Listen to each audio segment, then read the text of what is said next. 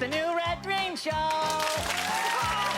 here's the key man of Possum Lodge, because he's got all the answers and all the keys. My Uncle Red Green.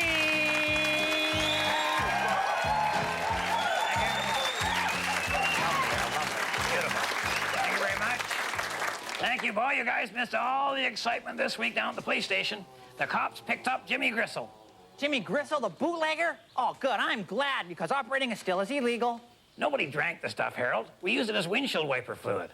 Air would freeze before Jimmy's booze. Well, I guess you're just going to have to go down to Humphrey's Everything store and buy it there. At $2 a gallon? I don't think so, Harold. I'll drive with zero visibility before I'll do that. Anyway, if Jimmy can figure out how to make wiper wash, so can we. Okay, you guys go right ahead and operate a still. You know, if you have any questions, you could always ask Jimmy. Harold, I just told you Jimmy's in jail. Oh, I know, but it's a small jail. With any luck at all, you'll be in the same cell.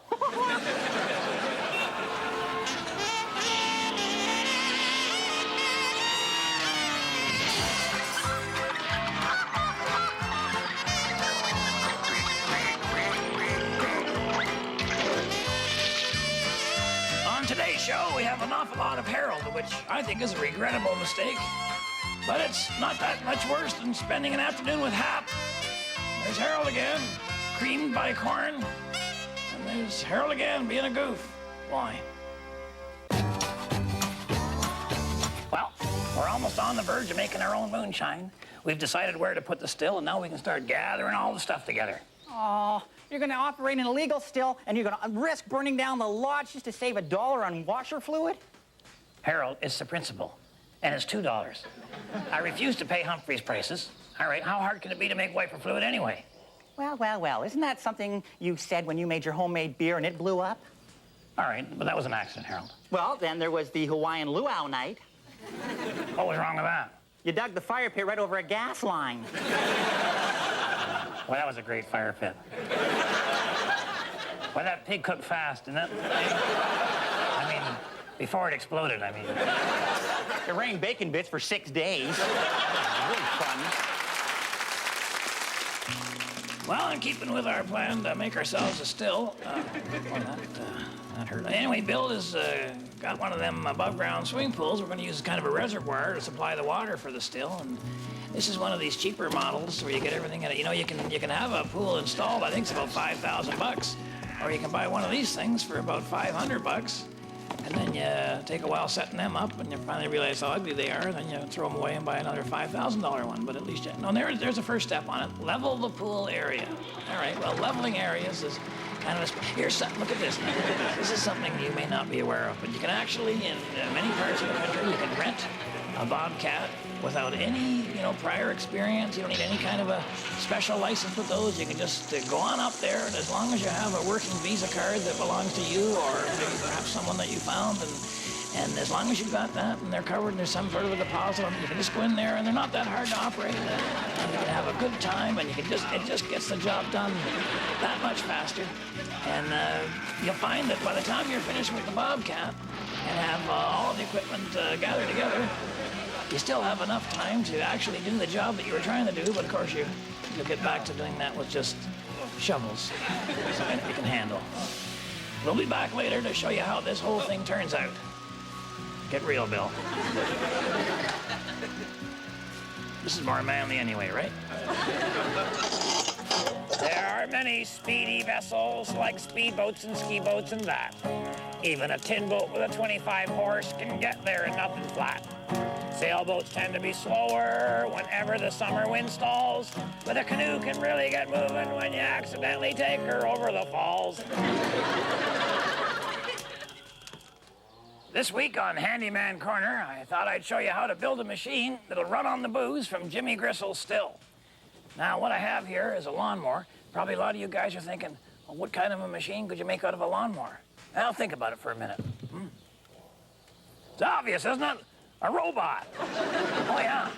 I'm going to make me a hooch-powered android, a hoochinoid. You know, when I was a kid, I used to get the Popular Mechanics magazines, and they'd talk about how the robots in the future were going to clean our houses for us and fetch everything for us. So far, all they've done is stolen our jobs at the factories.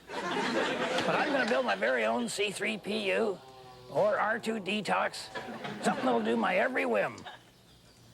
Hey, I'm gonna need a whim. Oh, well, I got this woman's wig head here, so we're gonna make a woman robot. And you wanna paint her gold. Silver, silver. You wanna paint her silver. Robots should always be silver. Just lay it on good and thick.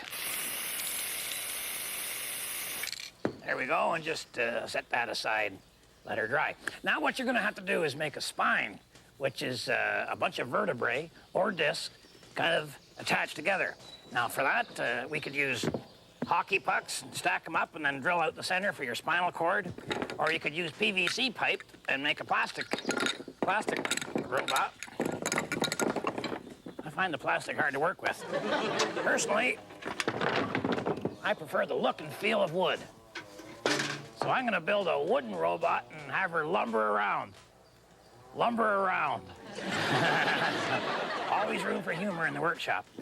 All right, now you wanna go and get the head and then see how big the spine should be, you know, in proportion to the... My golly. Okay, the lacquer is kind of eating the head away there, so we have a much smaller head. Not room for a very big brain in there, so we'll make it a guy robot. All right, so stack up your various little pieces of wood here. So it looks about in proportion. By golly, that looks human already. More than Moose Thompson does, anyway. All right, get yourself some nails and just start nailing one vertebrae to the next. It's just really that simple. Use a different kind of nail. That was the wrong kind of nail. This is the right kind of nail. See that this kind of nail here? This is...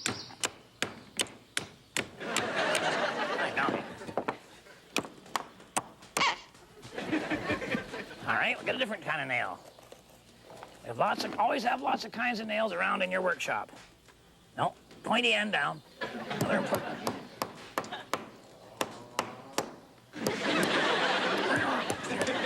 Yeah. All right, bigger nail. There's the problem. Huh? Another spinal injury. Wait, I got a better idea for something mechanical to bring me my drinks and get me stuff.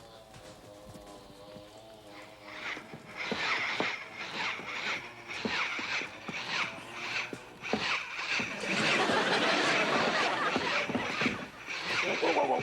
Okay. All right, whoa. Hand me the tray, Harold. Pour me a drink.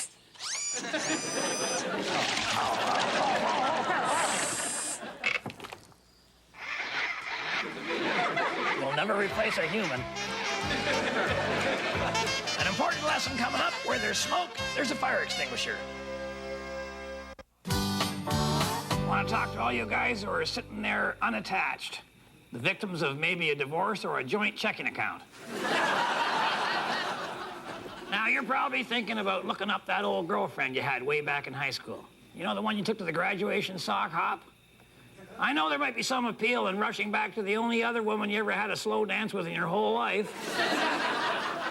But I'm telling you, as a friend, you better think about a couple of things. All right, first and foremost, time has not been kind to you. Too much gravity and too much gravy have taken their toll. You don't look like you did on page 77 of the high school yearbook. Now zip over to her picture. Try adding 30 or 40 odd years to that. See where I'm coming from here? Start with a clean slate. Date a woman you didn't know when she was young, all right? That way you'll be attracted to her for what she is right now. And there won't be any nagging pictures from 30 years ago hanging around. She'll make sure of that. And it might be a nice gesture if you did the same for her. Remember, I'm pulling for you. We're all in this together.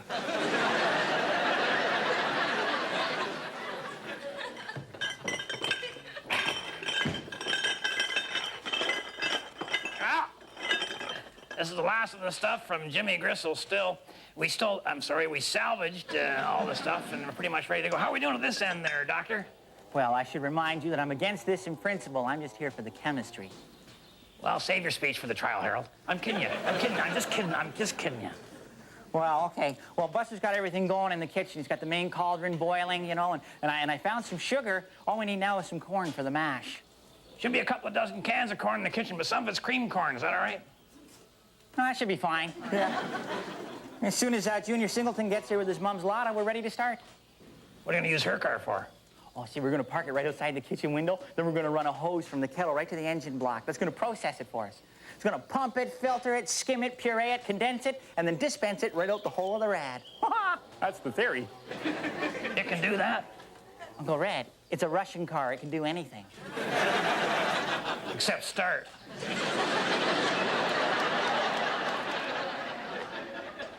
Well, here we are with Hap Shaughnessy, and today we're going trolling for trout. Apparently, Hap caught himself a real beauty last week. Yeah. Should have seen the one that got away. Oh, come on now, Hap. Every fisherman says that. But I said it first, Red. Oh, really? Oh, sure. I always had a flair for the one-liners. Make love, not war. Don't do anything I wouldn't do. Have a nice day. Then there were all my poems. Mary Had a Little Lamb. You come up with all that stuff yourself, you're saying, Hap? But you knew that, didn't you? No. Yeah. I wrote book after book. Snappy sayings, quips, poems, phrases, my nursery rhymes, Little Jack Horner, London Bridge is Falling Down, Three Little Pigs, Jack and the Beanstalk, Little Jack Horner. No, Hap. You already said Little Jack Horner. This was the sequel. You know, Hap, I don't remember ever seeing any of those books. Well, there's a reason for that. I never used my own name, Hap Shaughnessy. As you know, I'm not one to take a lot of credit for stuff. No, of course, that would lead to legal action. So I had to use a pen name. Unfortunately, the name I chose was Arnold Anonymous. Anonymous for short, so I didn't get any credits. And all those nursery rhymes and phrases and poems. I've been quoted more often than Shakespeare, but who'd believe it? Well, I can't think of anyone. If I had a nickel for every time that I was quoted, I'd be a billionaire. Well, if you don't mind me saying so, Hap, if ifs and buts were candies and nuts, we'd all have a great Christmas. Well, there you go. Give me a nickel. Okay, this is the big one for a grand prize yet to be determined. Uncle Red.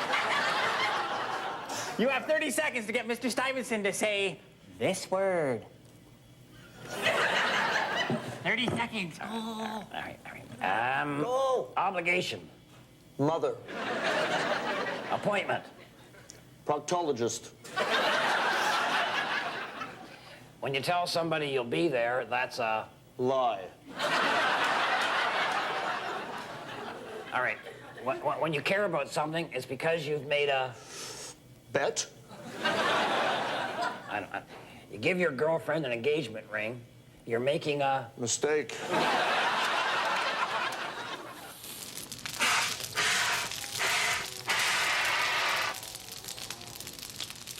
All right, in hindsight, we may have downplayed the danger of manufacturing a flammable liquid in an enclosed space under primitive conditions near an open flame in a wooden building on a shaky stove. But the fire's out now, and I think the initial explosion did not do too much structural damage.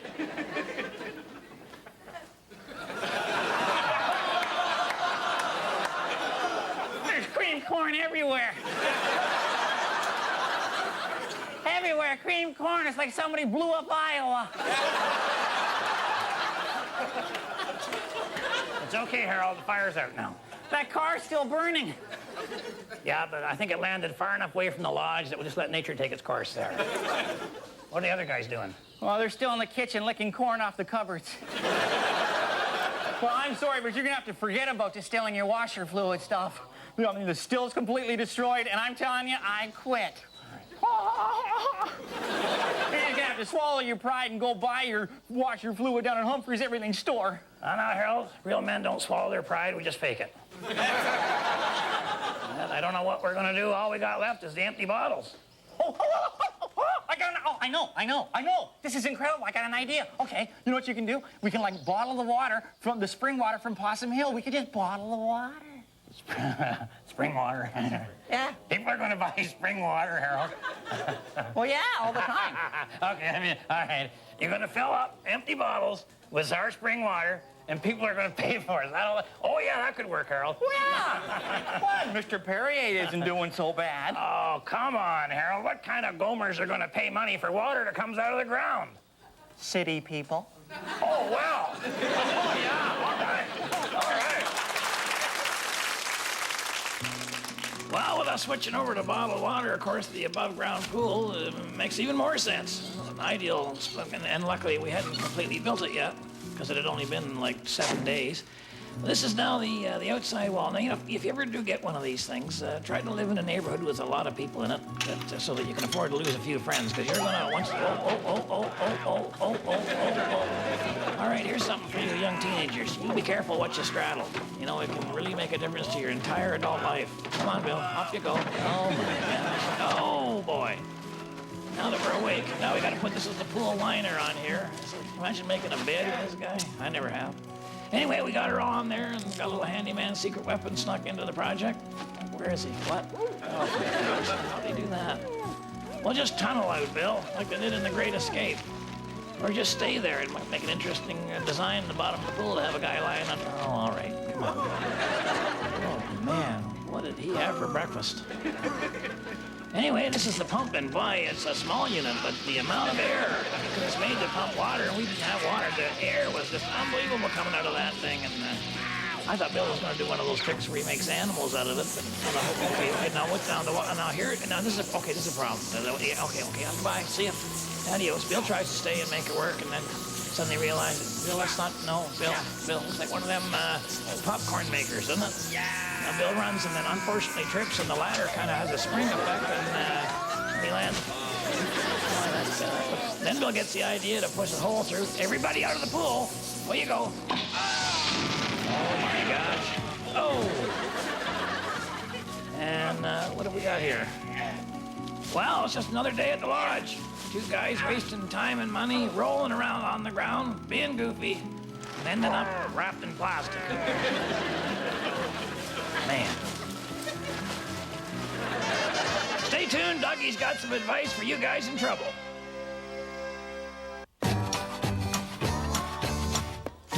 Well, that Dalton Humphreys takes the cake. Try to do something good for local commerce. Where does it get you? Well, if you want to do something good for local commerce, why don't you try settling your bills? This is not about paying bills, Harold. I'm trying to start an industry here. I took a bunch of Possum spring water down there to see if they could sell it, and first thing you know, they say, well, it's got to be tested first, you know? Turns out it's got so many minerals in it, the icicles point north. So nobody wants it? Well, actually, the Center for Disease Control in Atlanta ordered a couple of cases. Well, then I guess the moral for today is, if you want washer fluid, buy it. I think you got off easy, considering there's only one explosion, one kitchen fire, and that car's still burning. Looks like an oil fire in Kuwait. I can't worry about that, Harold. I'm stuck with 2,000 bottles of nothing in them. Well, that's not true. No. Technically, like, there's air in them. Well, that's almost nothing, I guess. No. That's a great idea. It's not just any air. It's the air of Possum Hills. We can start a trend here, Harold. Possum air? Oh, yeah. This is the perfect yuppie product, Harold. Think about it. Fat-free, cholesterol-free, sugar-free, salt-free, no additives, no calories, no nothing. We'll call it Possum Light. Now, she had that chat with you about how she always gets stuck doing all the housework. Yeah, and you told her you'd help a little more around the house, didn't you? You said you'd pick up after yourself a lot more. Remember saying that? Now, she's calling you into the bedroom. And it's not for what you hope it is. Down at her feet is a humongous pile of your used underwear. C-U-E. Now, don't try saying something stupid like, oh, that's where they are. I've been looking all over for them. You gotta be clever and turn the tables around on her. Look down and go, those aren't mine. Have you been seeing someone? No. I think you gotta dwell on the positive. You gotta say to her, hey, listen, honey, storing used underwear in the bottom of the closet is good for the environment because you use less laundry detergent. A good one. And bring up the point, too. At least you're not leaving it around the kitchen anymore. Welcome to the expert portion of the show. And this week's experts are my Uncle Red and his good friend, Mr. Dalton Humphrey.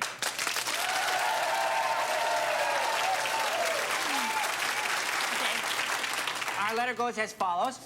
Dear experts, my car is a complete wreck, and I don't feel safe driving it. What do you do with a car that's too wrecked to fix?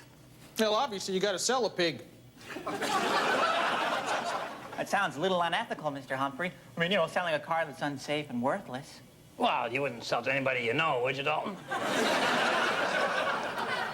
Yeah, I would.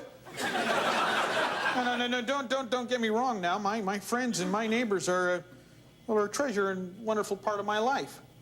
I just truly value each and every one of them, and I have to say that I'm just blessed to have Just so many of them in my life, but, well, hey, a buck's a buck. You know, I think a lot of it is the wording of the ad. You know, you got to say something like, for sale, as is, where is. You know, or car for sale, stops and goes, mostly stops. Or great vehicle for people who hate traveling. See, this is the thing. That's not lying. No. That's just good salesmanship. All right. You know, say you got a car where the floorboard's rusted through. Well, you say that's got a classic interior. Classic? Yeah, well, like the Flintstones car. Oh, sure. See, now that's not lying. No, that's salesmanship. That's perjury. Harold, didn't I see you talking to that counselor from the Girl Guide camp trying to get a date? How did you describe yourself? I might have said something about, you know. Might have said something about being tall, dark, and handsome, might have.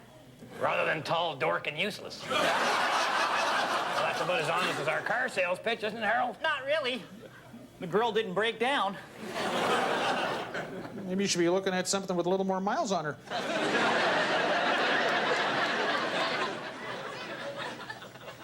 Man, I thought we were really onto something, Harold. Shows you what I know about those yuppies in Los Angeles. Los Angeles? Your hair was turned down by Los Angeles? Yeah, they say it smells funny. I think we made a mistake in putting that dead possum on the label. Well, you could have rinsed the bottles out first. Doesn't matter now, Harold. I took all the empty bottles back to Dalton. I got enough money to buy 12 gallons of windshield wiper fluid, so this winter I will not be squinting through the stains. I'm going to be letting her fly anytime I feel like it. There's a life lesson for you, Harold. Well, what's that? Not to make a still out of a Russian car or bottle possum water or canned air during the height of manure season when all you really want is washer fluid? No. The lesson is, when you get to my age, you should be able to let a little squirt go anytime you feel like it.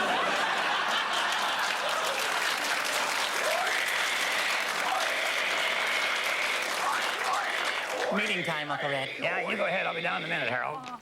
If my wife is watching, I'll be coming straight home after the meeting. And when our neighbors see how clean our windshield is, they'll think we have so much money we've stopped buying self-serve gas. And to the rest of you, thanks for watching on behalf of myself and Harold and the whole gang up here at Possum Lodge. You keep your stick on the ice.